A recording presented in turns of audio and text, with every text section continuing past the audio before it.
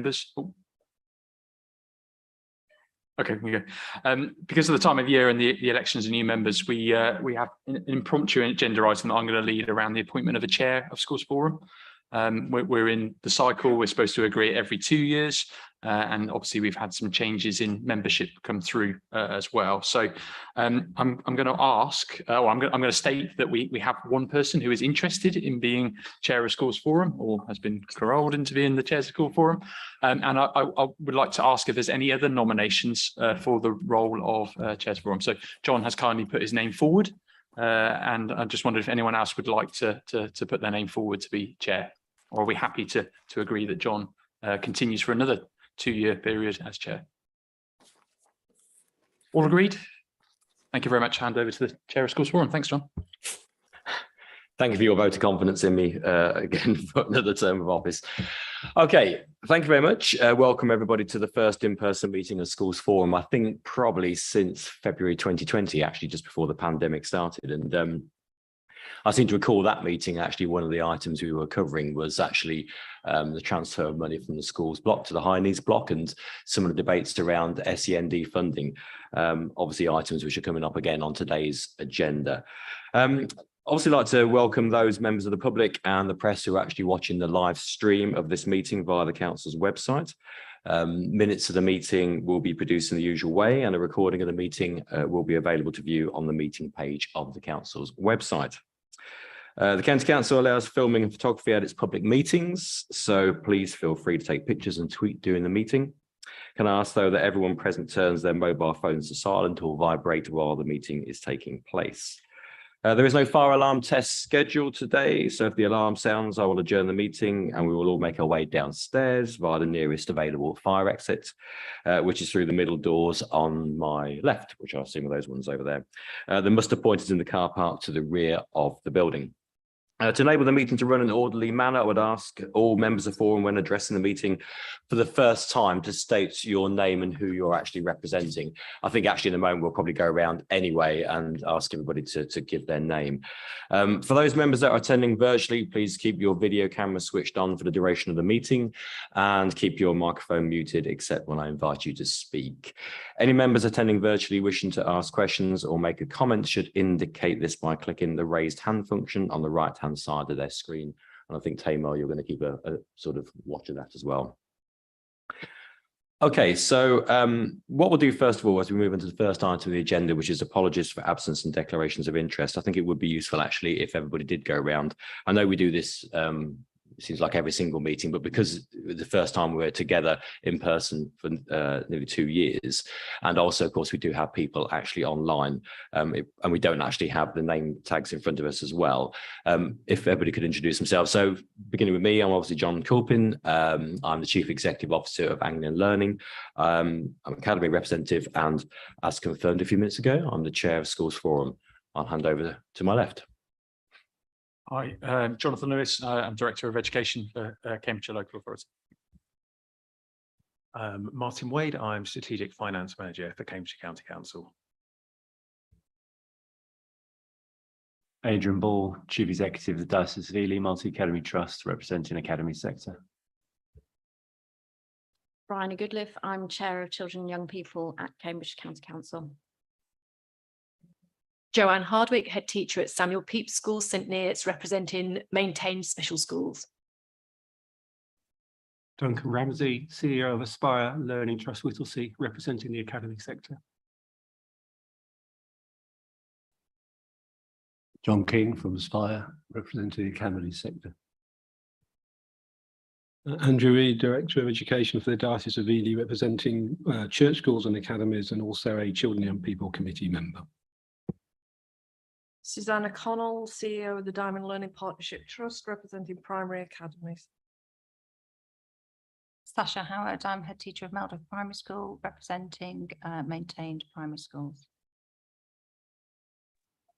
Nikki Brown, Head Teacher at Morley Memorial Primary School and representing primary maintained schools.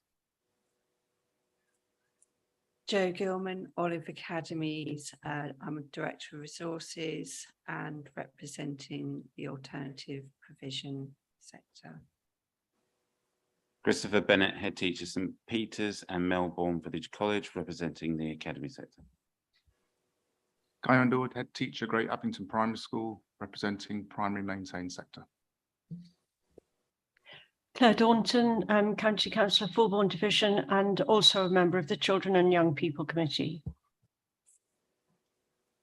Nadine Gooding-Hébert, I'm Head Teacher of Pilgrim Pathway School and I'm representing hospital schooling education. Karen Taylor, Executive Head Teacher of Stapler Education Trust, representing the academy sector. I'm Tamar Overham and I'm Democratic Services Officer who organises the meeting. Okay, thank you very much, everybody. So, sorry, and people actually who are online as well. Sorry. Hello, John. Paul Stratford, Chair of Governors, Alderman Payne Primary School, representing Maintained Governors. And hello. Alex? Hi, I'm Alex Pearson, Head at Homerton Early Years Centre, and I'm representing nursery schools, maintained nursery schools. Okay, thank you very much. In which case, then we'll move on now into the main parts of the agenda. So first of all, Tamar, could you please report any apologies for absence? Apologies received from Claire Clark, Simon Bainbridge, Mark Vickers, Ryan Kelsall, Councillor Simone Taylor, Leslie Birch, John Devine and Richard Spencer. Thank you very much, Tamar. Does any member wish to declare any disclosable pecuniary interest or non-statutory pecuniary disclosable interest?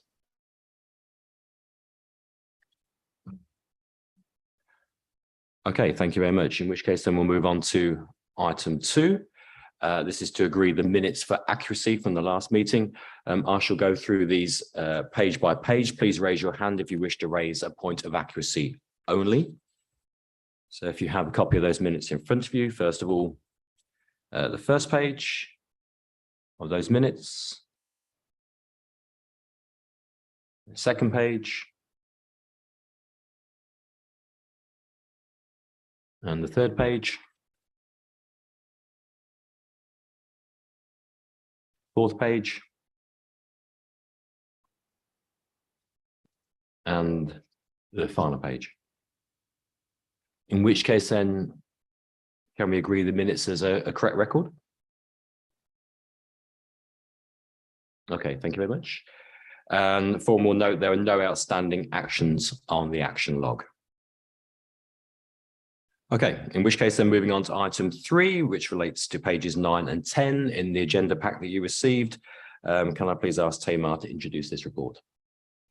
Okay, so this report is updating the forum on appointments. You will note that at Schools Forum on the 15th of July, I reported there were a number of appointments up for re-election as terms of office were coming to an end. So there was one maintained school governor, Paul Stratford, 2 and 3 academy appointments, John Culpin, Richard Spencer and Patsy Perez. There's also one retirement, which was Liz Bassett.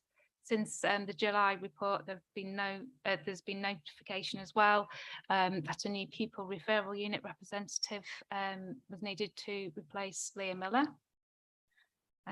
There was also notification that a new representative from the Roman Catholic Diocese of East Anglia was required, as well as Joe McCrossan had stepped down. So I can now confirm that we have Paul Stratford, who will remain as the maintained school governor, as Dean Gooding-Herbert. We have now as head teacher Pilgrim Pathway School is now the new pupil referral unit representative. We've got Nikki Brown. I realised Nikki wasn't actually on the report, so my apologies, Nikki. So we have Nikki Brown, head teacher Morley Memorial Primary School, replacing Liz Bassett. And we have John Culpin, who remains as chair. We've got Richard Spencer, who will remain as academy representative. And we've got Claire Clark, who will now be the representative for the Roman Catholic Diocese of East Anglia. And that leaves us one vacancy for an academy representative. So the board sorry, the schools forum are asked to note the appointments. So if there are any questions. Okay, no questions from anybody. So we are short of a representative. So if you know somebody who could actually potentially fill that role, the academy representative, then do please let me know. Okay, thank you very much. Obviously, no vote required on that. So in which case then we'll proceed to item 4 on the agenda, and this relates to pages 11 through to 56 of the agenda pack. This is schools budget setting, and this will be led by John and by Martin. And I'll ask them please to introduce this report. Thanks, John. And if you're thinking it's Groundhog Day, yes, this is what we do every year. It looks incredibly similar to previous years. Actually, there are some intricacies and differences that we're going to describe, and we're going to step you through it. But we really want to engage with you probably on the challenge of these budgets as much as we are on the technicalities and the decision making, because there isn't a huge amount of decisions that are to be made. So I just wanted to set that context. I think before Martin gets into the detail, I just wanted to say a few words on our perspective on the national picture as it stands at the current time. Obviously, the budgets we put in front of you, these were set in July. The sort of quantum of resources that we're describing were set in July. And I think it's really important to remember that this is the 3rd year of a 3-year settlement. So technically, the amount of money we've been set is based upon a set of assumptions that are incredibly out of date. And I think we're all very aware of the impact of energy crisis, cost of living rises, particularly for us now around pay awards. The teacher pay award obviously went into law yesterday, and the local government pay settlement was finally finalised the day before. So we are, as a sector, experiencing significant pressures that are not included in these measures. There is an assumption by the government that the £30,000 starting teacher salary was incorporated into these figures, even though that's not now going to be implemented fully until it's 2 years down the line, but the majority of it will go through next year. So we need to bear that in mind. I think it's also important to point out that the figures we're going to present to you, they're all based on October 21 census. They will be updated for the October 22 census coming into the autumn. And we are also sitting here now wondering whether these challenges we face, the pressures that you're all picking up at a school level, whether the government may address these. And, you know, that opportunity next week with the autumn budget and those changes could bring further resources. And we've also got the prospect that the departmental budgets feed the DSG, so the DFE budget, we won't see the finalisation of that until December, late December. So there are sort of 2 windows coming up where these figures may change. And if they don't, and why I said at the start, maybe it's a bigger conversation, not about what's in front of you, but the challenges this face and how we may address it needs to be our focus going forward. So that's probably sounding way more optimistic than I probably am, but you know, we need to understand these challenges. I think we need to be brutally honest about what this means.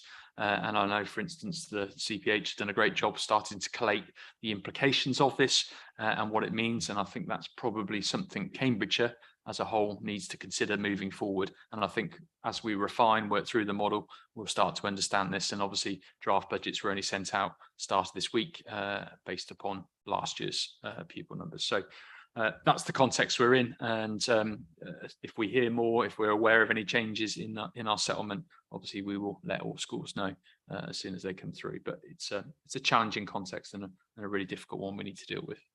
And obviously in this presentation, we're going to step now through the various elements, as we always do, the different blocks of the DSG, the different aspects and the decisions you need to make. I think it's really important that, you know, if we're going to try and stop at various points, if you do have issues of points of clarity, understanding, it's complicated stuff. You know, I employ Martin to interpret acronyms and do spreadsheets, and he's very good at it, but the rest of us, it's very appropriate to ask questions if you need to. So I'll perhaps hand over to Martin, and I may chip in as we go through. So it's Martin. Apologies in advance if I can't get the technology to work at the moment with the presentation, so bear with me. Right.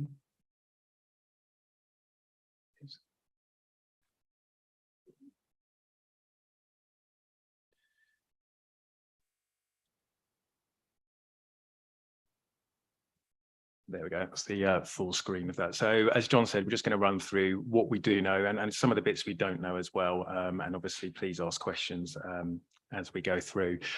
So as is the norm each year, the DFE have published both indicative school level figures on the website, which compared to the 22-23 baseline formula allocations.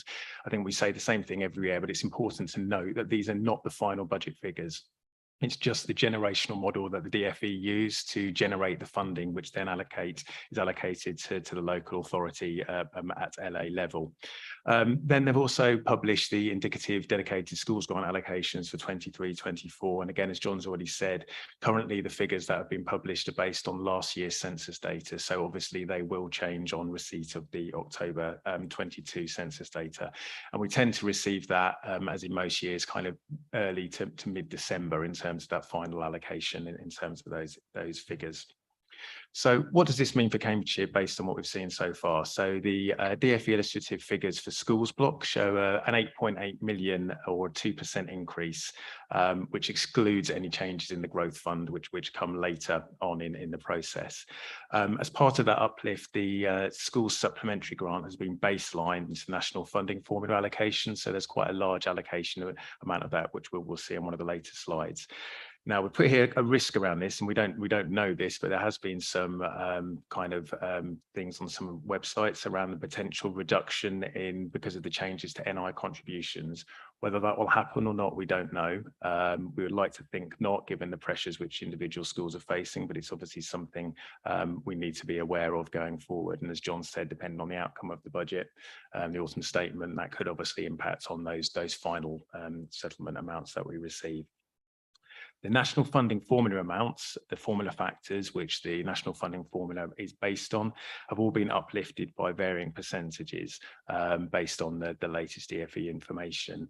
Now, for the first time this year, local authorities must use all of the national funding formula factors and can only use the national funding formula factors. So it's not an impact for Cambridgeshire because we've tended to align ourselves as closely as possible with that over the last few years, but I'm aware in other local authorities there are still some legacy factors that were still being used and applied in terms of how they've applied their formula locally. So one of the biggest changes to the way in which the national funding formula is going to be implemented for next financial year is all local authorities are going to be required to move their formula factors at least 10% closer to the national funding formula rates. So this was formed part of the consultation early in the year about the move towards a direct national funding formula. So including the area cost adjustment, every local authority needs to move 10% closer. Again, when we come later on in the slides, you'll see what impact that has for Cambridgeshire.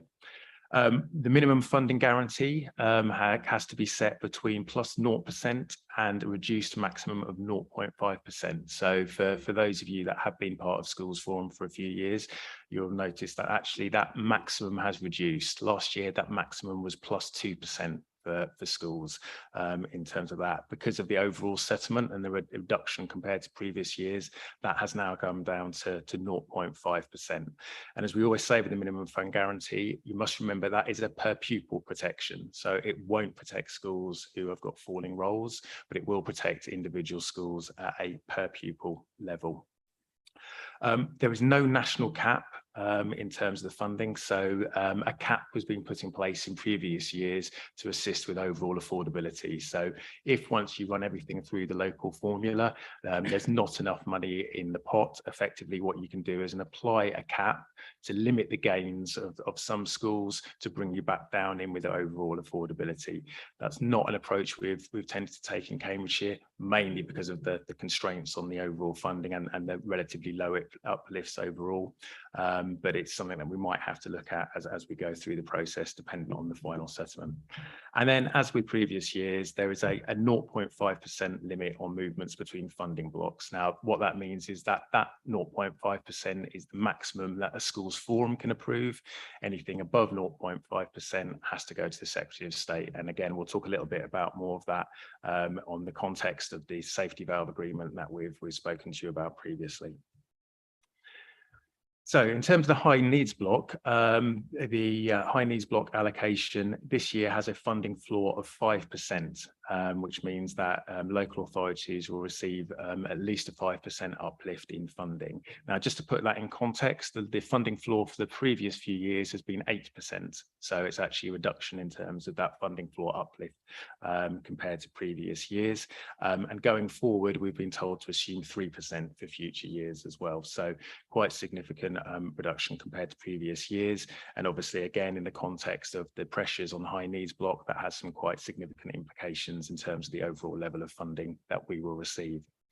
So on that basis, the current illustrative figures for Cambridgeshire show an increase of around 4.6 million. Due to slight differences on the baselines, that comes out at 4.9%. So effectively, we're on the baseline in terms of that 5% increase year on year. There is a minimum funding guarantee for the first time, which is going to be applied for special schools, which is calculated over a 2-year period.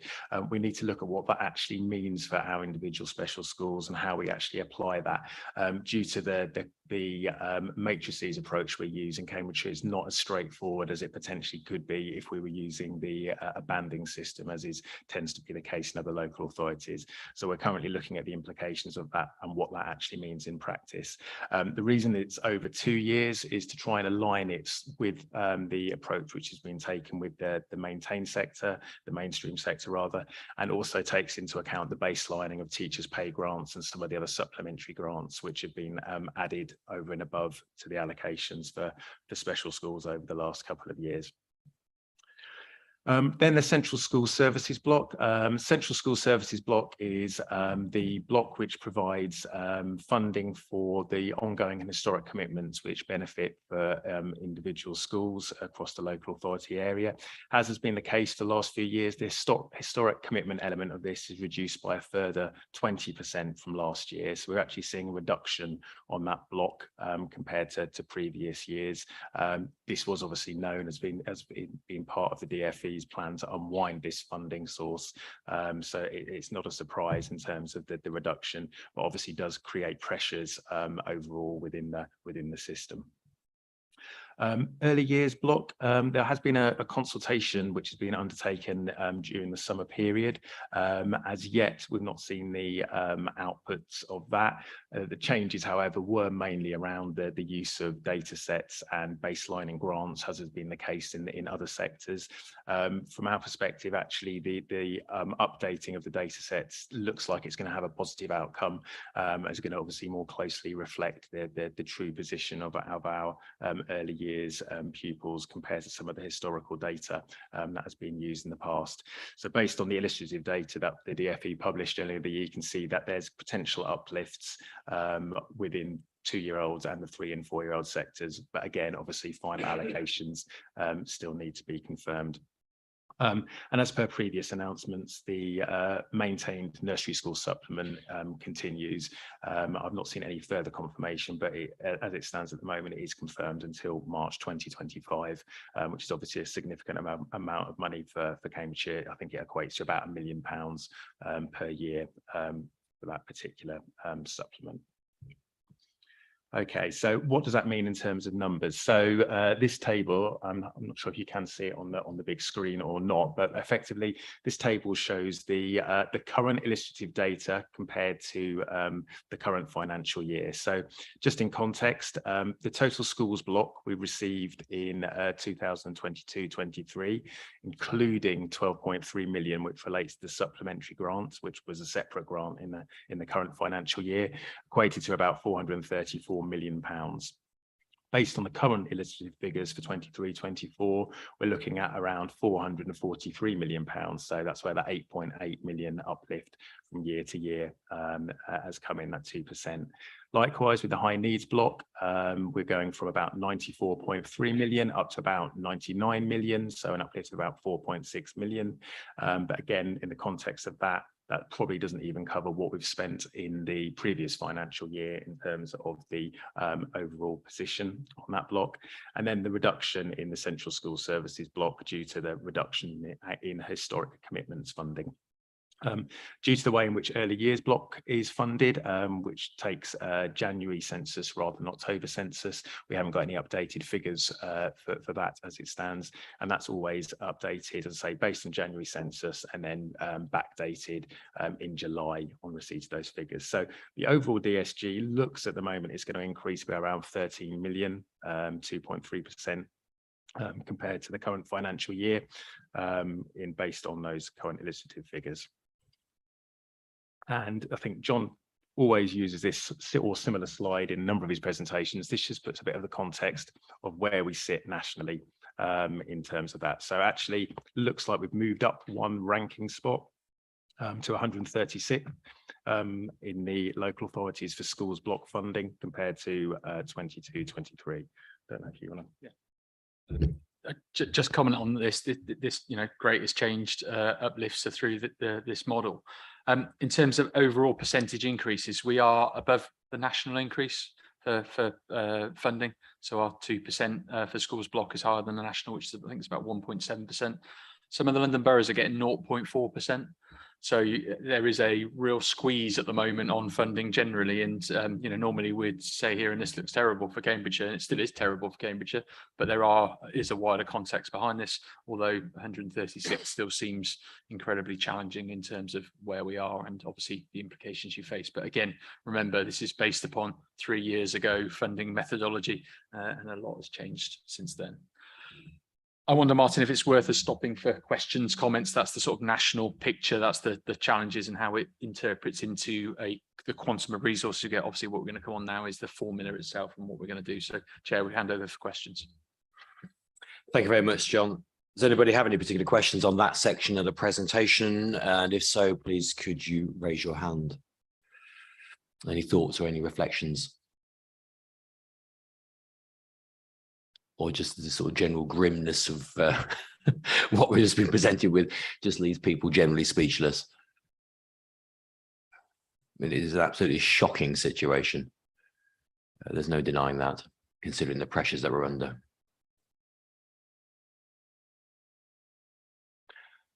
Okay, in which case then, as nobody has any particular comments at this stage, obviously there's a recommendation there that Schools Forum are asked to comment on the proposed LA approach, which obviously we've provided that facility. No vote is required.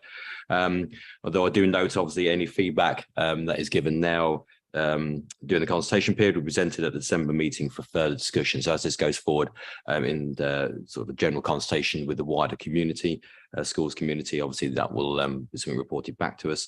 And I believe then it says on here, on receipt of the final data sets in December, additional modelling will be undertaken and shared at the January forum meeting prior to final approval at the CYP committee. Okay. In which case then we'll move on to the second part of the presentation in terms of funding, which is actually on the illustrative budget modelling and consultation. And again, I'll hand over to Martin or John for this one. Thank you. So so alongside the presentation, you should have all hopefully received, both in terms of the forum papers and then also directly from John, a copy of the consultation document, which also included illustrative school level budget allocations for 23-24. So as we've said already, and I will keep emphasising this, the figures are based on the October 21 census. So a typo on here, it should be October 22 census. On receipt of that, I wish I could see into the future, but unfortunately I can't. So October 22 census, we will update the modelling. So modelling has assumed the 1% block transfer as per the safety valve proposals, which we've discussed previously. And just remember that is a 0.5 increase compared to the 22-23 funding levels. We've also assumed in the funding that the minimum funding guarantee has been set at the maximum that we can, so the plus 0.5% per pupil.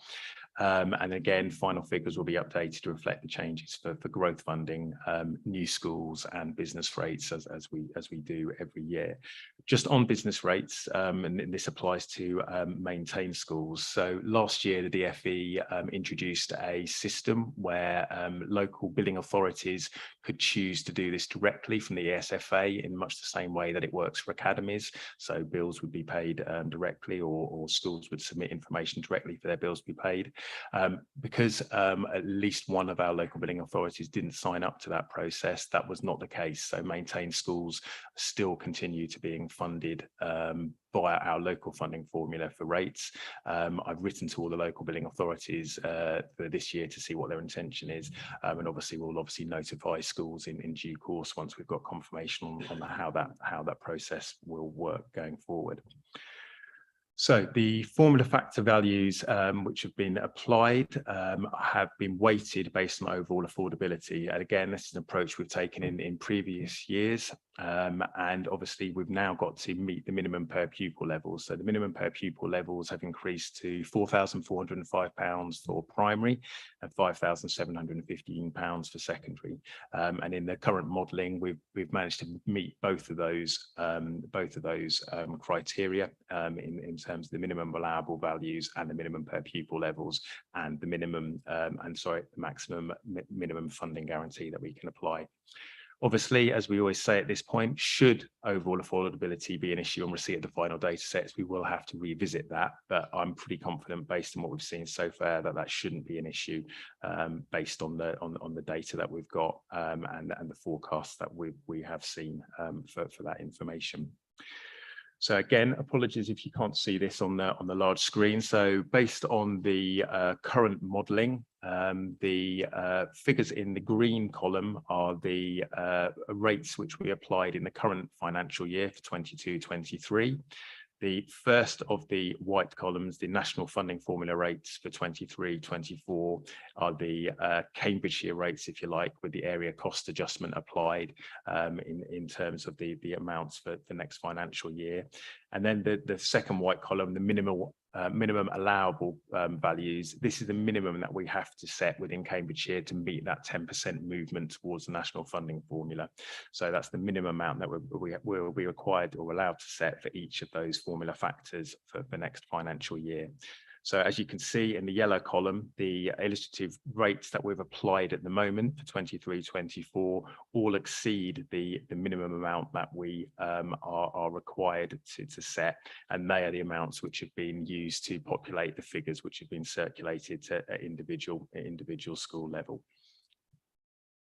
As I said, we've sent out the documentation now for comments, and if there's any questions or individual questions about the figures for individual schools, please feel free to contact me directly. Otherwise, we'd ask that you return any comments back to the school's funding mailbox by the date set in the consultation.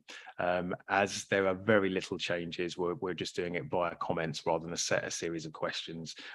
So give schools opportunity to make representation on what is being proposed in terms of those overall figures there. As we've said, previously, we've discussed the 1% block transfer, which has been built into our safety valve assumptions, and this has been applied to the budget modelling, and we will be asking the Schools Forum to give views and vote on this block transfer. But as I've already mentioned, because it is above the 0.5% threshold, we will require a disapplication request, and it will be a decision for the Secretary of State. What we're not quite clear of at the moment, because we've not received a decision on the safety valve application, is exactly which route that will go through to get that approval. But we just wanted to get Schools Forum's views recorded on that for governance purposes going forward. There'll be virtual briefing sessions held towards the end of the month for governors and head teachers, which will pretty much be, I suspect, similar to this information on here, but maybe a little bit more of the context and the impact at individual school level, which we'll be able to cover in that. And as I've already mentioned, we'd appreciate any comments back on the proposals by Friday, the 2nd of December, so that we can feed that into the forum meeting in December. And I will pause there. Okay, so in a moment, we're going to move to the vote on the high needs block transfer, and obviously sort of given the context of that vote that Martin just outlined. But before then, really just to ask whether any members have questions relating to the slides that Martin has just presented in terms of the budget modelling. And as before, if you have a question, please can you raise your hand?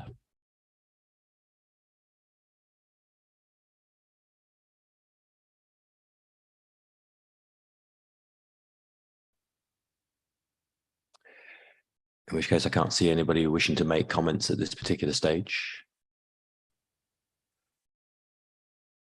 In which case then, we'll move then to the vote, which is that following previous discussions in respect of the safety valve intervention programme, Schools Forum are asked to approve a block transfer between the schools block and the high needs block of 1%, which is around about 4.4 million.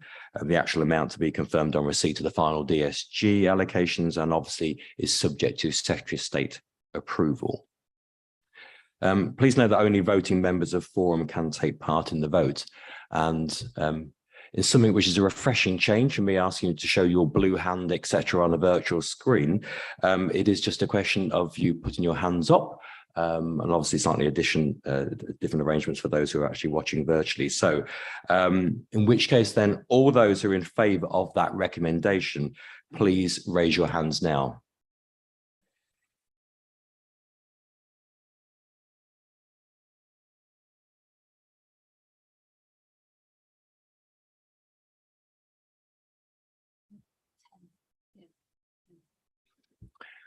All those against?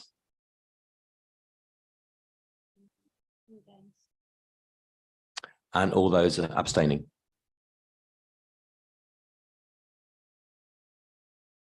Tamar, please, can you confirm the outcome of the vote?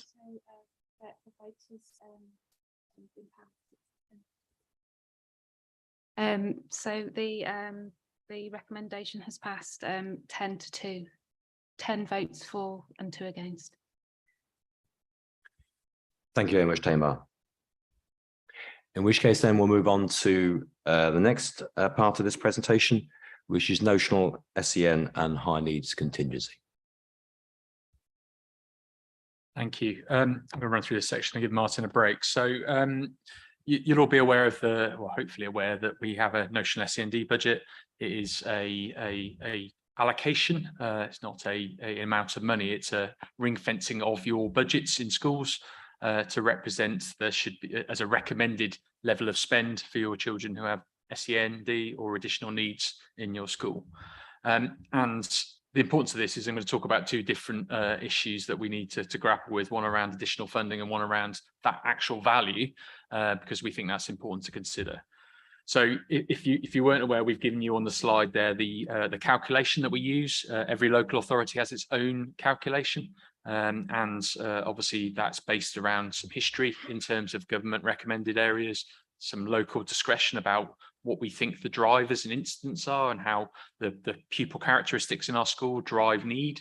And essentially we arrive at a allocation, which we then look at your budget area against these headings. So 4.62% of your per pupil funding, the majority of funding is we designate as supporting children with SEND, and you arrive at a notional SEND budget. And just to stress, that's not the money you spend on SEND, it is a notional allocation for what's within your budget should contribute towards children who meet those needs. And obviously you have unique needs in your children. This is not a pupil-centered calculation, it is a notional calculation. So just thought it was useful to share that.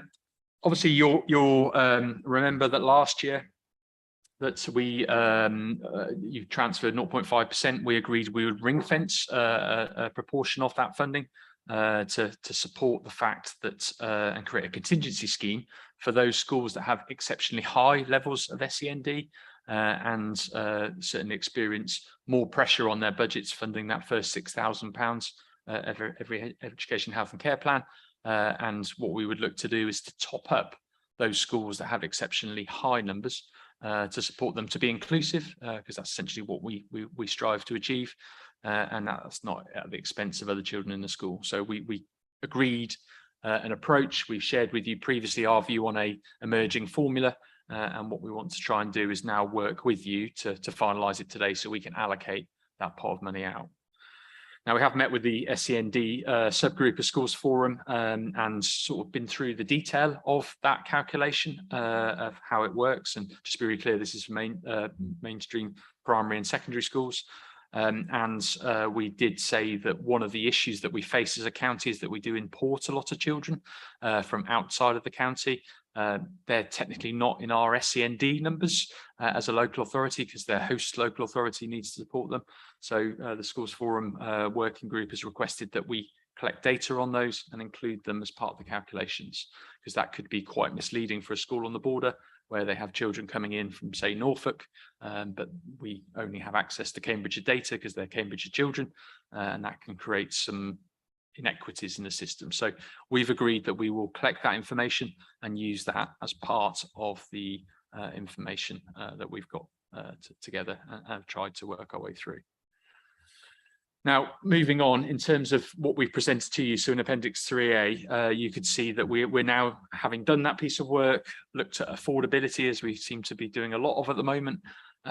We have come up with some options that we wish to explore with you today about how this money is allocated and what it's there to do. And this partially came out of a conversation with the DFE about perhaps the benefit of decoupling additional funding. You know, identifying there's additional need is absolutely right, but decoupling it from the notional SEND budgets, because that's driven by different factors that aren't necessarily driving those issues and that need for it going forward. So Martin has very kindly modelled two options.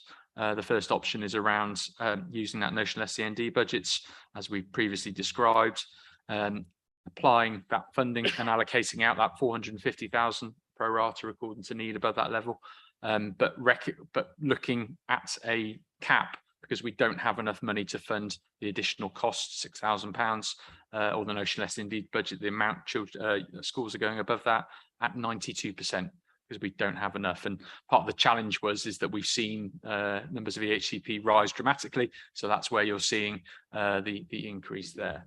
And if you want to know the figure, 6,725 EHCPs as of this morning. I went and checked that figure, which is significantly higher than we had this time last year. So about 6,200 this time last year. So we've seen quite dramatic change. So option one is as we originally agreed, but capping for the 92%.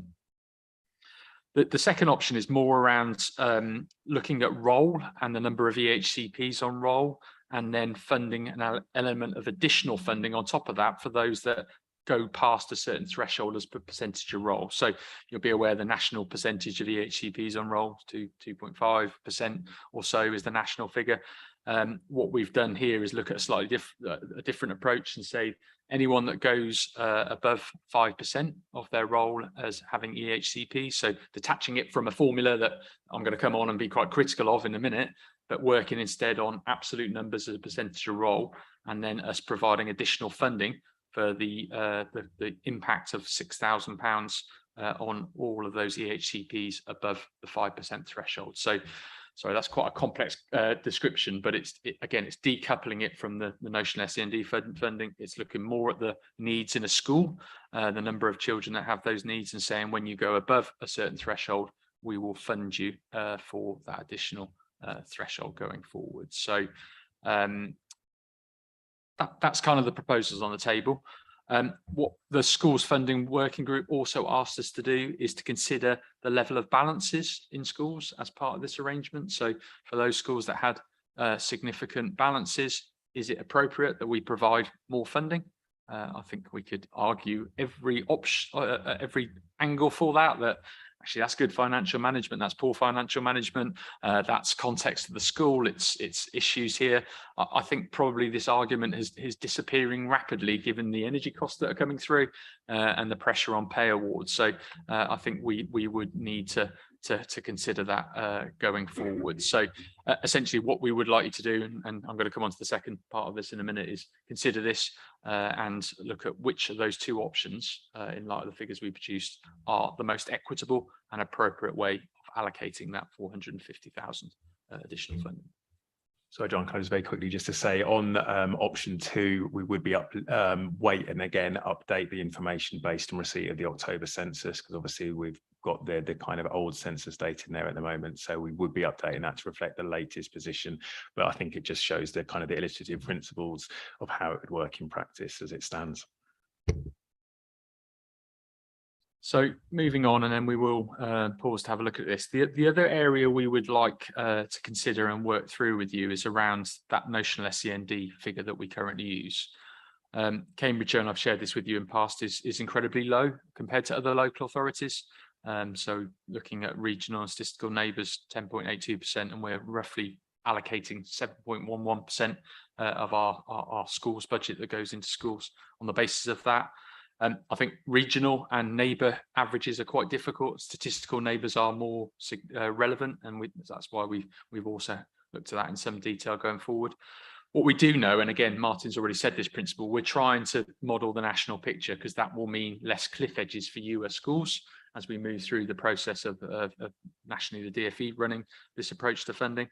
And one of their stated intentions is they are going to standardise the calculation of the notional SEND budgets. So at the moment there is a huge range. We've got, I think, Southend, for instance, in the east of England, they're over 20% on their notional SEND budget, and we're towards the bottom and not the lowest. I think there's one around 5% from memory at the other end.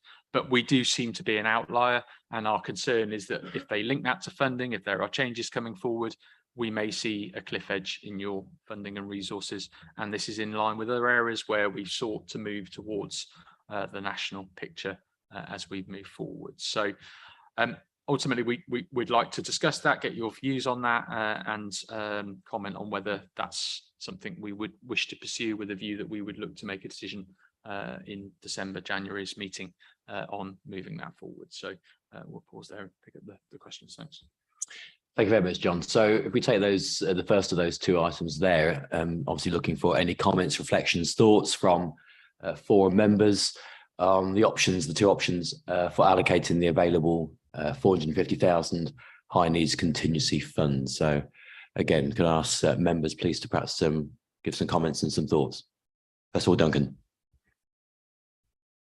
Yeah, I prefer option 2 in terms of targeting resources more closely to the identified need. So I think there's 2 issues, and I accept it's very complex, but I think there's 2 issues. One is the overall SEN funding, but I think EHC funding is a separate issue. And I think it's a more sophisticated method if you target funding along different streams. So I would prefer option 2. Thank you very much, Duncan. Adrian? Yeah, I agree. Similar point with Duncan. But my objective question: some of the schools, as you look through on long option 2, aren't spending their notional budget, and you compare it to option 1, aren't using their national budget with the ECHPs they've got. So therefore, is there room, cut it short, as some form combined measure where it's got to be the plus 5% and there's a overspend in the notional budget, just to refine it even further. I was just trying to do it in my head, but can't. So I'll put that as a request for a bit of further work. Yeah, we can certainly look at that as a modelling option. Yeah, I think we recognise there's not a ideal solution due to the complexities of high needs and the fact that there's no formulaic approach that will actually work. But yeah, we can certainly look at that as a further option and see what that would do. I think you're right. If you look at the groups of schools which benefit under option A and option B, there are some similarities, but there are equally some very different schools which with the funding get funding through both. So, but yeah, we can definitely look at a hybrid. Thank you very much, Martin. Any further comments?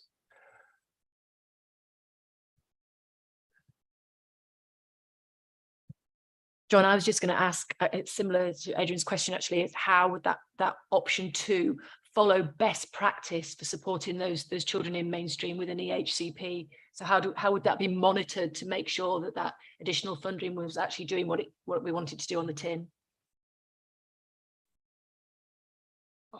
I don't think that's possible. You know, this is a generational model. It's for schools to decide how they support SEND needs. Obviously, the HCP describes the provision that's needed for that child. We couldn't do it. It's a one-off sum. It's there to represent the fact that there is a disproportionately high need for SEND. You know, it is a contribution towards that. You know, we all know that there is a shortfall in any funding around SEND. It's never going to cover the cost. We're seeking to cover that, but you know, realistically, to being able to monitor is going to be impossible. But that's where I think getting it in the right place is the important thing, and that's where we've sat there and thought, we were this model, but actually it's this one. And Adrian's probably right. There's probably something in between, and that balances issue that still needs to be worked out and resolved. Nikki. I was just wondering with option 2 whether it's sort of there's a perverse incentive for people then to go for more EHCPs when what we're actually trying to do is reduce the number of EHCPs, whereas at least with option 1 there's the potential for it to be used more flexibly. Absolutely. Obviously, they're relatively small sums that are being allocated, and the effort a school would need to be put into actually access an EHCP. But you're absolutely right. It's one of the things we pointed out as an issue and said that does run a risk. I think we've got a decision about whether this continues in the following year or whether we revise it going forward. But it's definitely a risk around that allocation, and you know, more closely linked to the notional SEND budget is then more about the pupil characteristics rather than necessarily management decisions that have happened. But that's not always the case either. So this is where we've sat there and scratched our heads for hours and hours trying to work out the best way to do this. And I think the fact we've come up with option 3 when shows that there's no perfect solution for this. But let's remember, what we're trying to do is cushion schools on exceptionally high or numbers of SEN and that inclusion agenda. So we need to try and get this right, although it's a relatively small contribution towards the pressure that we're facing. Thank you. Any further comments? Otherwise, I'm taking a bit of a sense that actually the form prefers option 2 as the route ahead in terms of a general recommendation to the local authority, with the caveats, obviously, that colleagues have suggested. Can I make a suggestion that I'd like to get this money out to schools? I think it's important that you know, we set this at the start of the financial year, and I'm keen to do it. And if we're happy, I think this is a local authority decision because it's in the high needs block. If we were to model another suggestion, put it round to you and ask for feedback of forum members, and then we come to a view and write back to you and say, as a result of this, we've decided to do this. I think it is important we get it out. We've only got a few months left of that financial year, and actually this money could make a difference for children. So if you're happy, we'll take that away and do that. If we can't get it done before the next December meeting, of course, we'll bring it in, but I think we do need to move on and get this money out. So we'll welcome comments, but I will write to you and when we've done the other option and come and ask for feedback.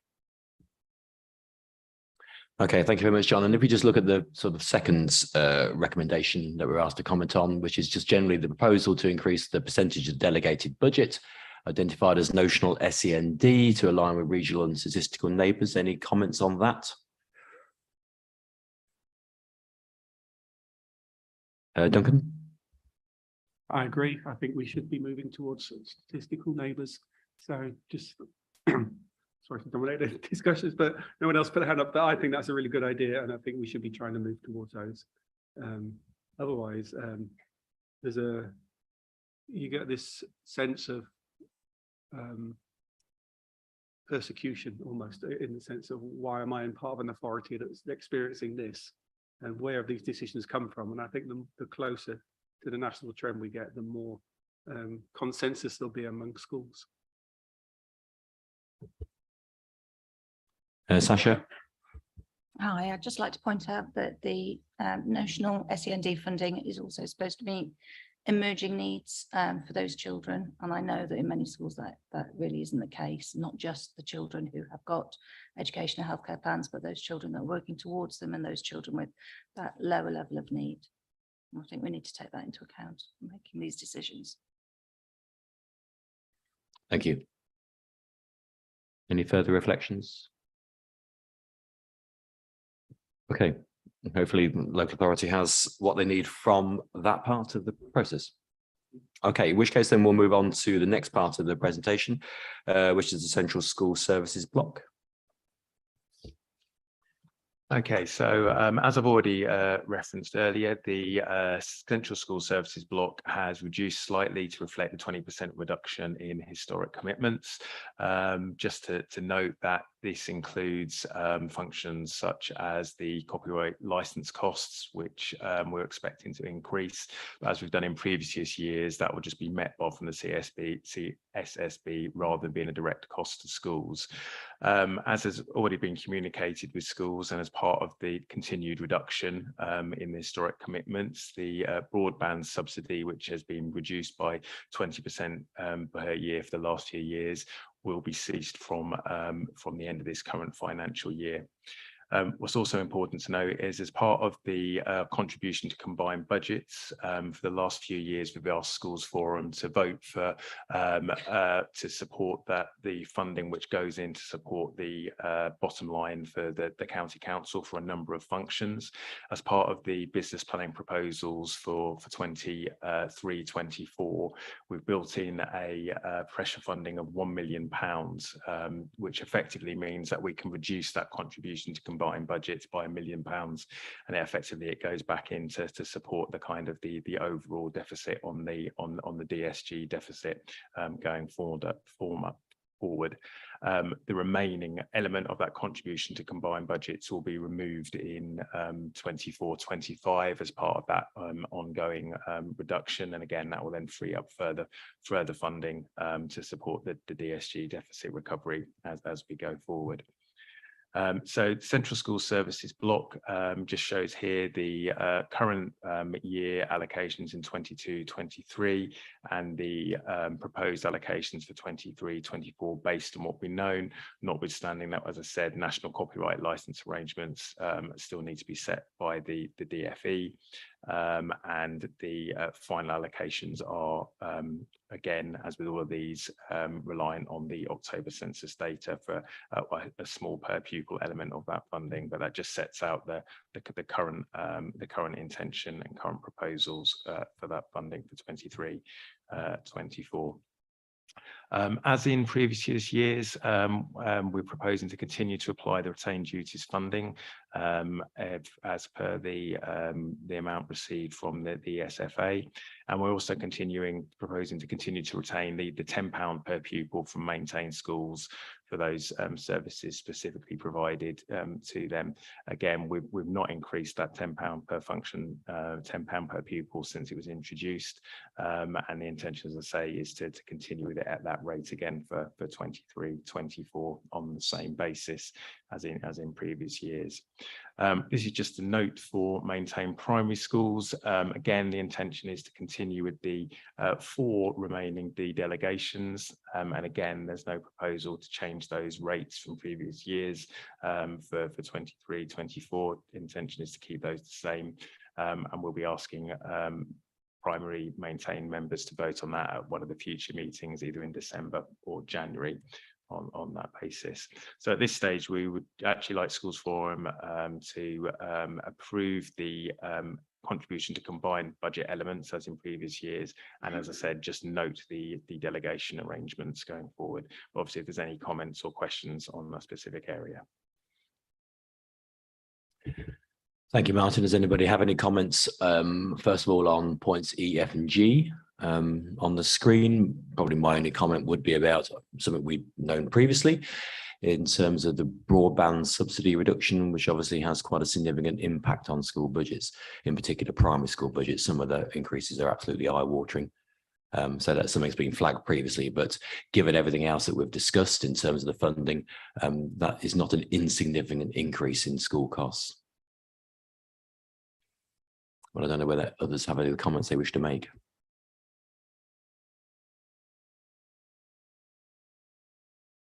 In which case, then we do have a vote at this particular point. Schools Forum are actually asked to approve those things on the screen there. The continuation of the 733 contribution to combined budgets, the continuation of 467,000 to support the admission service, and the continuation of £3,000 to support the servicing of Schools Forum. So please, as previously, do only note that those voting members of forum can actually take part in the votes. So we'll now move to the votes. All those in favour of the recommendation of those 3 items there, please raise your hands.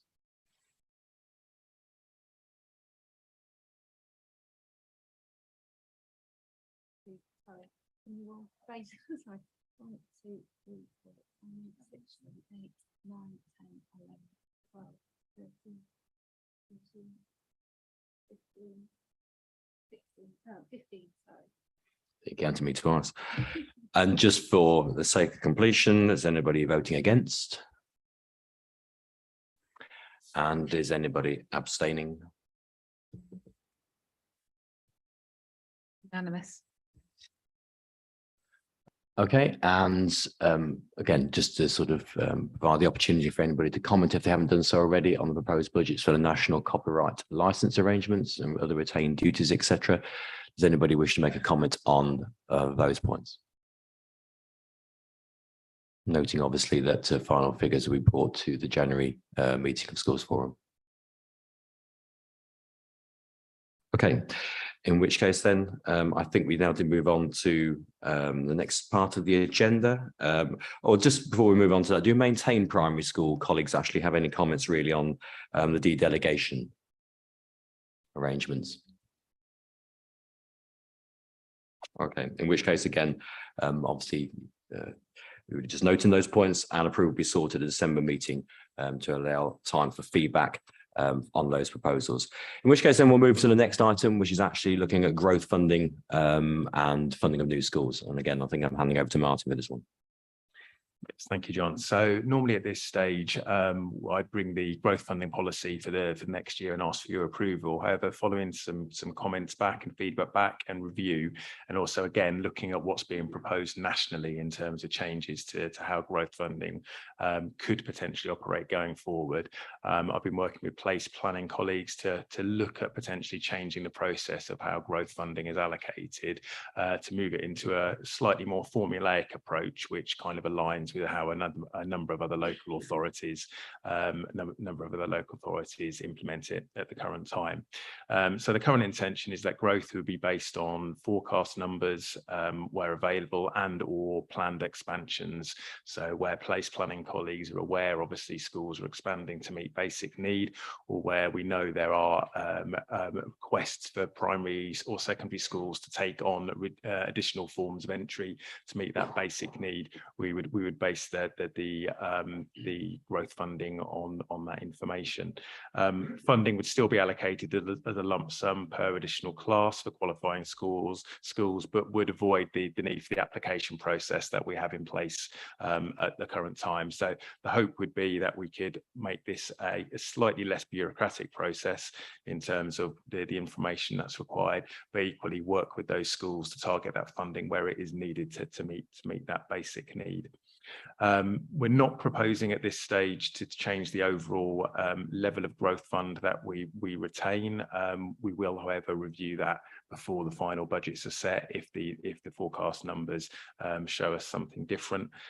If you remember, the centrally retained growth fund that we hold not only funds growth funding for schools, additional classes, but also funds the diseconomies funding for those new schools which are still growing to capacity, and pre-opening costs for any new schools which are opening.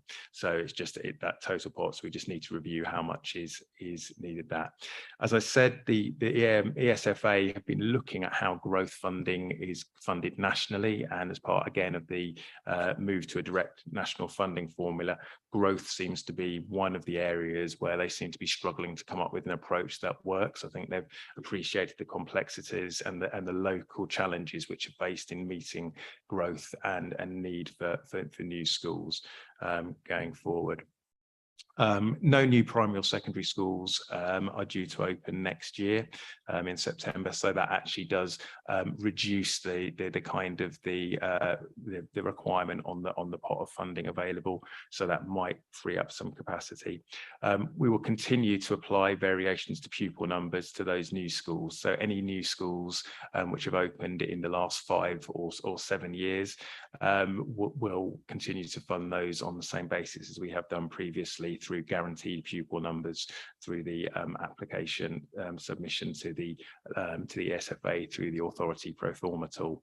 As I said, as part of the DFE consultation, they have looked at how the funding for growth it could be allocated as part of the direct national funding formula. So we just need to be mindful of that again to avoid any potential changes in cliff edges which could impact on our schools, especially noting that the level of growth that we still do have in some parts of the county compared to others. As it stands at the moment, these are the schools where we're proposing applying variations to pupil numbers. So again, this isn't funded from the growth fund itself. This is funded as part of the overall funding formula allocation through the submissions to the ESFA.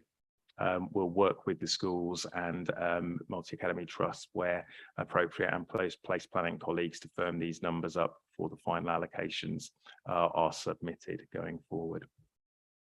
So it's just a kind of to note and comment on the proposed changes, and especially appreciate anybody who's been through the kind of the growth fund process or is in a growing school for any comments from their own experiences, so we can build them into our modelling going forward. Thank you. Thank you, Martin. Does anybody have any particular comments on the growth fund? Adrian? Just that it's a welcome reduction in bureaucracy. It's pleasing to hear.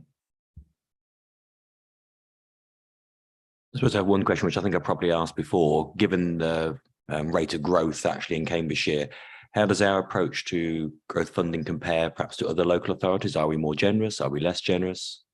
Any observations? Based on some of the kind of analysis we've done recently, I think we're probably less generous in the funding amounts that we allocate, but we're probably more generous in terms of the number of schools that actually qualify for growth in that respect, in terms of how we run it through.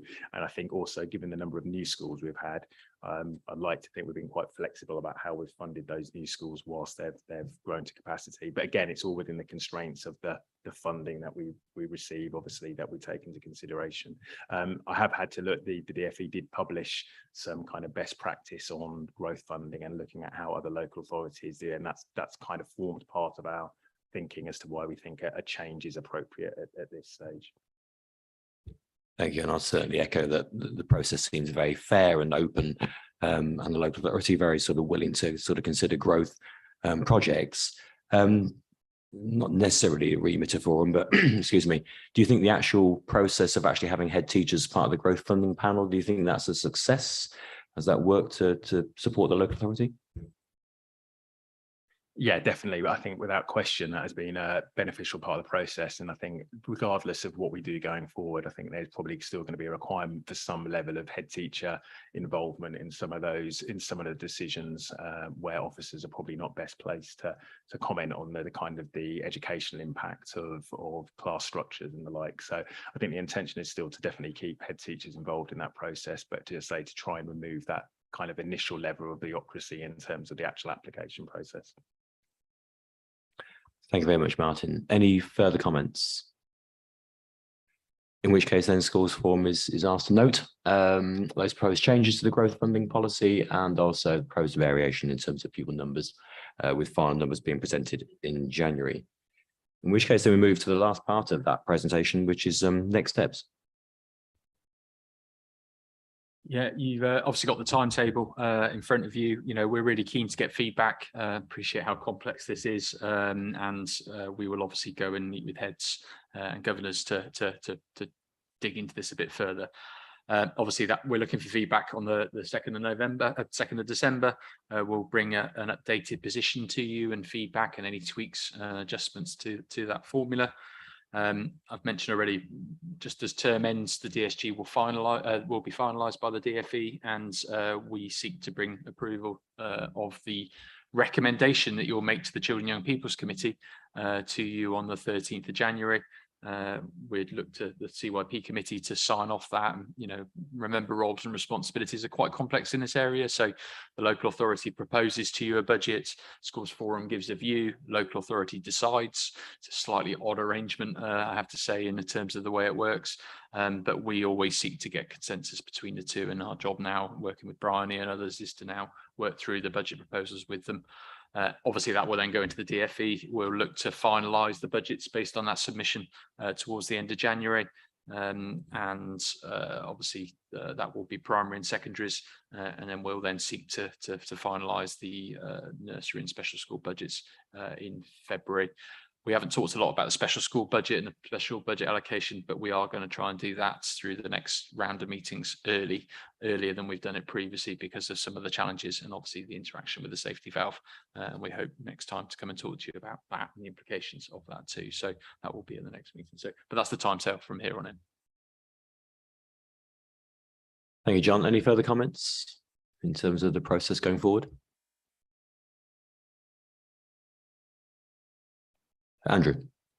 Thank you, Chair. I don't know if this is the moment to ask this, and it may be pointing out the obvious, but in terms of this meeting has a sense of resigned despair, which you articulated very well at the response to the first half of the paper. There's a risk with that, isn't there, that we normalise what might turn out to be some structurally terminal implications for the figures that we've been shared with today. I'm just a bit concerned that to know that the process that we're moving forward with is making adequate space to properly enumerate the implications of that, should that be the case. And I'm thinking in terms of the impact on standards, the organisation of learning in schools, the employment of staff, overall sustainability, the number of small schools with structural deficits, which may need to be closed, and the number of MAPs which are setting in-year and 3, 5-year, 8-year deficit budgets, of which I'm aware that there are a number. And I know that's pointing out the obvious, but is it the role of this forum, it may not be, to make sure that that evidence is really clearly, if not anecdotally, but evidenced, particularly in the context of being able to put that to Children and People's Committee, so that we can really understand what these things mean in material outcomes for children. Thank you, Andrew. And I think this was nicely preempted what I was going to cover actually in any other business really, which is actually what does Forum want to do in terms of actually now raising what these concerns are. And I know obviously CPH and the leadership of Nikki are actually producing a letter that sets out some of the pressures and challenges that actually schools face. But it was a question I was going to ask once we'd concluded the business really, which is actually what do we do as a group to articulate the huge pressures that schools are under. At the moment, and if Richard Spencer was here, Richard obviously giving his apologies, I'm not quite sure where CSH are actually in terms of actually bringing forward a statement in terms of the pressures that secondary schools are under. Maybe there's a conversation about what we do as a group of CEOs, but it is a question really whether any thoughts in Forum about how we articulate the actually desperate situation that we find ourselves in. And, you know, to be fair, John, you know, you've articulated this, that actually the decisions and the implications of the safety valve are not great. There's a chance of structural change and improvements in terms of how SEND is organised in the authority, but it doesn't come without challenges for the school sector, and everything else that we're facing means that actually in 12 months time, 18 months time, many of our schools and many of our trusts will not be going concerns. So it is a question of whether there's anything actually members of Forum would like me to do. Obviously, I did share with you via Tamar the letter that's been produced by the F40 group, but I'm very happy on behalf of Forum, probably with the support of Martin, to actually articulate the pressures the sector is under in Cambridgeshire, and come back to Andrew's point, the very real impact this will actually have on the young people in our schools. But I'm happy to take any thoughts, reflections. Obviously, there's an element of perhaps seeing what the autumn statement brings next week. I'd like to think there might be some recognition there, but I think I'd be disappointed that actually this government will actually take any steps necessary to protect school funding.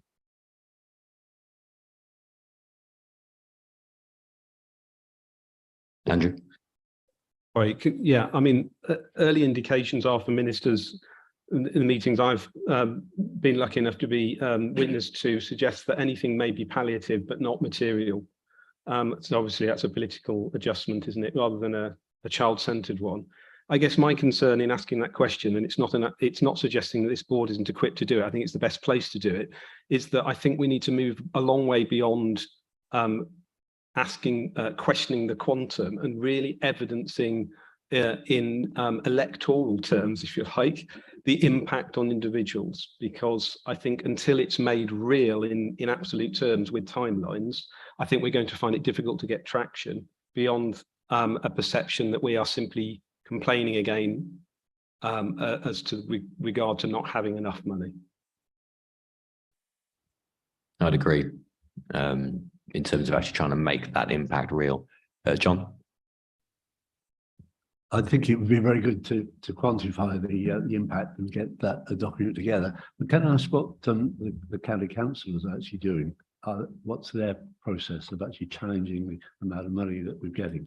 Are they actually following this through with government?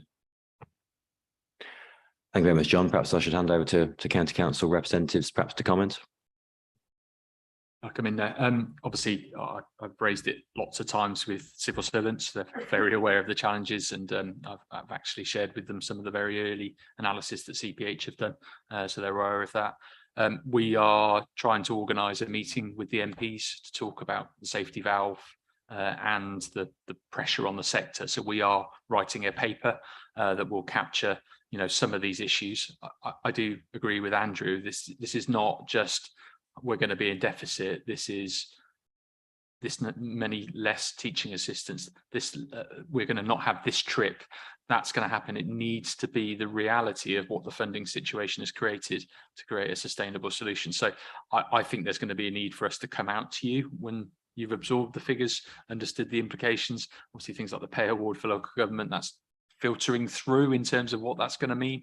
And I think we need a really qualitative exercise to gather that, spatially organize it so it shows the impact based on geography, type of school, pupil premium, SEN, what does it mean, and then put that back into the system and make as much noise as we possibly can. So but that's gonna, we're going to need to gather that information to do that, but that's our intention, and certainly to share that with the MPs, and we will be warming the MPs up to how difficult it is. I've already had some correspondence with some of their offices already about it. Bryony? Thank you. I have been involved in F40 and the writing of their stuff and talking with MPs, as John says. I think it's really important we get specific examples and get those out into the open and sent to the right departments, obviously. But I think the more specific noise we can make, the better.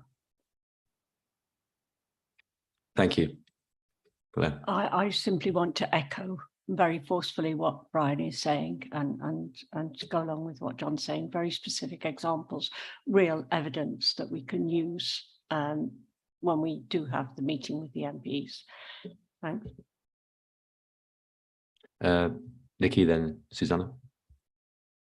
Just to say that there's a letter that's gone to the local MPs this morning, which outlines the impact of just 2 of the changes on an average primary school, which is, £40,000 plus for the support staff pay uplift and £10,000 plus for this academic year and 12,000 for the next academic year on teachers' pay. And that's before it takes in the inflationary costs, energy costs, etc. So I think by taking an average school and being able to demonstrate what each of those decisions and actions means in real terms for an average school, I think makes it much more real than simply looking at figures and data and percentages, because for an average primary school, simply finding £40,000 is just crazy. And when you're looking at 52%, I think, of schools looking at deficit this year, that jumps to 80% in the following year and 92% the year after that. And a lot of the work has already been done for us by the Institute of Fiscal Studies. All that data is out there. And there's a really brilliant report, which is school, I think it's called School Costs and Funding, the Coming Crash. And what they're indicating is if we're all depressed now, wait until next year, because that's when it really hits. Thank you. Susanna? I just want to say we haven't mentioned the High Court ruling regarding support staff holidays, which are going to impact on budgets as well, which is a further push. We've also got, even though we are going to be making people redundant, we actually can't get staff. So we've got recruitment and retention because they can get more money in other fields with less pressure, with less staff, with less expectation of having to work outside the hours that they would be asked to work. We've got higher level of needs within schools with our pupils. We've noticed a huge rise in those needs in the pupils, and the schools are managing that. And I do agree with what you're saying, Nikki, but I think we need to go further. What does 40,000 mean for a 60 pupil school? That will mean to Sarah in year one, that, blah, blah, blah. And it needs to be pushed out to parents, because the voters need to actually know this is what the government is doing by these actions. So your child, this will be the impact, because they won't listen. We've all sat here and we've all heard all of this before. Thank you. Yes. I started off this meeting by saying we're having these conversations 2 or 3 years ago, and we're back, but we're not back where we are. We haven't moved on from that at all. You know, as clearly illustrated by where Cambridgeshire sits anyway in their overall league table in terms of actual school funding. But now we have all these other pressures, and I'll echo completely what Susanna said there about those emerging pressures coming through, in particular with some of the youngest children actually in the system as well, the impact of the pandemic, which I think many of us around the table said actually a year ago, this would be the pressure that we would face with those dysregulated young people in terms of their social and emotional needs. That is putting schools under more pressure. And at a time also when I'd argue that actually school staff are less resilient than perhaps they were previously as well. We really are facing a kind of toxic situation in our schools. Karen? Yes, going to echo all of the above, particularly the difficulty in retaining staff when they can get jobs in easier sectors for at least the same money, if not more. Also, want just to add, when we're looking at disadvantage in the broader sense, not just pupil premium, it's also now the inability of the vast majority of parents to actually subsidise swimming, transport for school visits. All of the things that for years we've taken for granted are sort of inbuilt into school budgets, the contribution of parents. We're now finding that there are lines of activity that have taken place for decades that now are actually in jeopardy because parents simply can't afford to do their bit. Thank you, Karen. Guy. Yeah, just echo what everyone said this afternoon. Just a couple of points on income. If our money isn't necessarily going to go up significantly, is there anything more? I know, John, you've talked about it before around health. Certainly in my school and local schools, speech and language is definitely an issue with early years children coming into school, which puts pressure on schools. That service appears to be struggling with its resource capabilities. Something around health, what they can do. And also through COVID, we've got a diabetic child that seems to be tied to that. So again, another kind of tied to the health sector. And the other sector I'm kind of thinking about is business. You know, we're in a growth area in Cambridge. Is there any additional funding? Maybe this is a county council issue to look at that sector. Can they bring something into the education sector to support? Can they, you know, can there be an agreed staffing level per classroom in Cambridgeshire, and that is part funded through business? A couple of points there. I'll take your second point first. I think we probably need the evidence to suggest that we need that help, and it might be the ask that we make as a result of it. You know, this is what we're short by. We can only ask, can't we? But it's very difficult to sustain that. Obviously, we are one of the biggest employers. You know, the size and scale of the education system is nearly as big as health, I think, in terms of that challenge. So that might be an ask that we can't sustain, or it may be at an individual school level. That's something we would need to, that they would need to consider. But I think gathering information is the first point to have that challenge. In terms of health, absolutely, speech and language, specialist services from health, we're having huge challenges accessing them. I think health are having huge challenges delivering them. All the issues we've described about staff, recruitment and retention, funding, they've got exactly the same challenge. I think this is where the new austerity, if that's what it's going to be called, is going to be slightly different. I think the protection for parts of the public sector is unlikely, and we may see for the first time health funding reduce in real terms, and that's going to be an even bigger challenge for us moving forward. So we are in dialogue with them. I've only had a meeting this morning about that very challenge and what we can do. It's a stress, and that stress is playing its way through to the grassroots and children ultimately. So we need to continue to pursue those and challenge those, and that probably needs to go into our case, that some of that cost shunting that you're probably describing there, and I can see that in the care system too.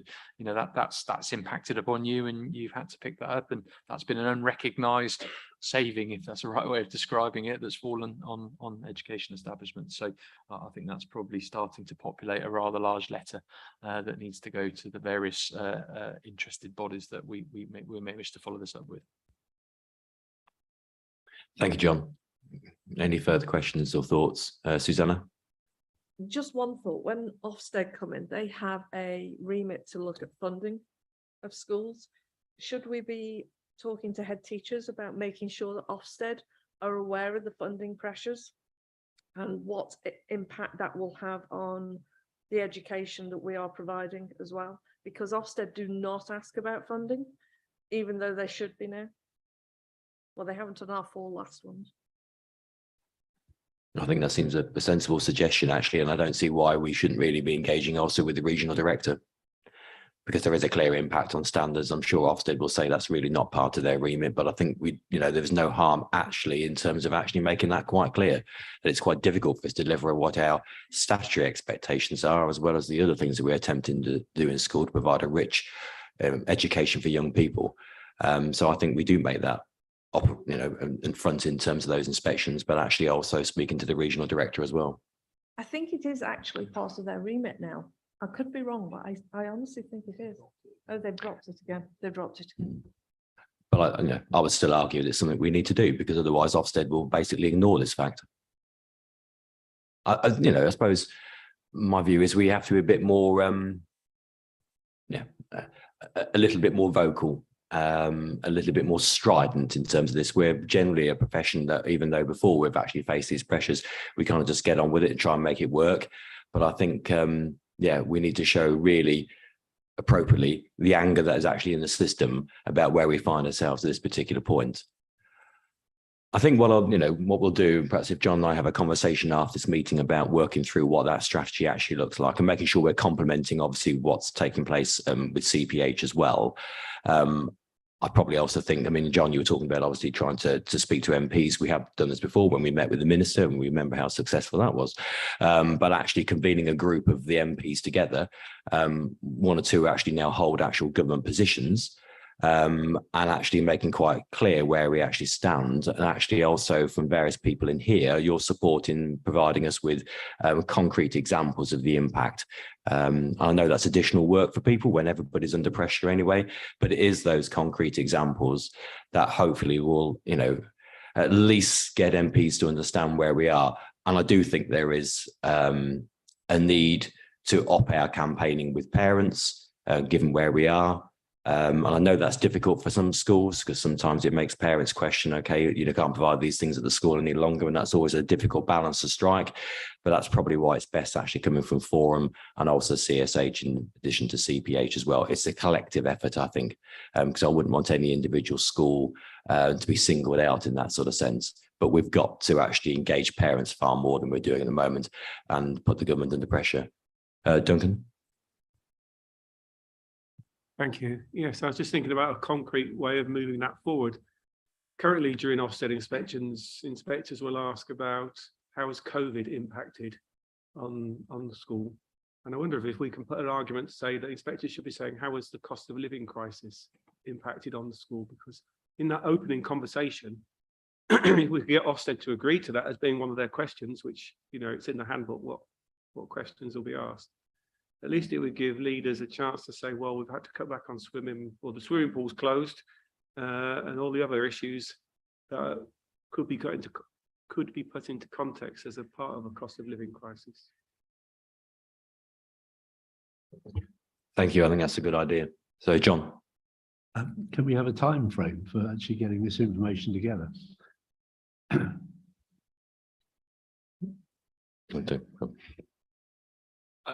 think we need to go through the budget consultation, so you help shaping my presentation now, so that's useful. I think we'll put together, I'll talk to John about some sort of data gathering, how we put that to get that all articulated and worked through. I think we should be aiming to get something out end of December, middle of December, if we can. I think, again, the uncertainty about what may come through from government, and like Andrew said, if they are going to put something in, it's going to be fairly notional, but we need to understand what that might or might not do. So probably aim to have an MPs meeting or a conversation early January, I think would be sensible. And, you know, obviously that we could think about how best to do that. And I've seen various approaches with, you know, let's get all the governors together with all the MPs and have one session. That could be, you know, part of the discussion that we need to have. So maybe, John, we could talk about an open meeting with forum members and we can work on this together jointly and, you know, sort of plan that through. So welcome your input to that, John. In which case, then probably what we'll do, we'll come back to the next meeting of forum with some concrete proposals around that. And quite rightly, the purpose of forum is to go through the recommendations of funding and everything else that we've actually covered, but potentially using forum a bit more of a campaigning group to set out our concerns, I think probably would be a good use of our time as well. Andrew? Yeah, because I think it's fair to say, isn't it? Every decision we've made today has been the least bad option. Every decision, the least bad option, not the preferred option, the least bad option. And we need to properly evidence what the implication of that is. I agree. Any further comments or reflections? If you have suggestions or thoughts about various things you would like John and myself to actually do to take this forward, then, you know, please don't hesitate to contact one of us. And obviously what we'll do, we'll make sure that we're liaising Nikki in terms of CPH and also through Richard Spencer in terms of CSH as well, to make sure it's obviously the same message, combined message, etc. But there is no doubt in this is you know, an incredible crisis that we face, and we have to take every possible step to deal with it and respond to it. And coming back to that point that John made in terms of when to have those conversations with MPs, etc.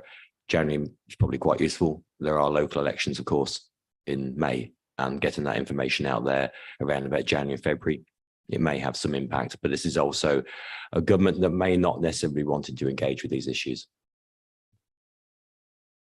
Okay, in which case, unless there are further points on that, in which case then we'll move to the last item, which I think is probably agenda plan. Tamar, any additions?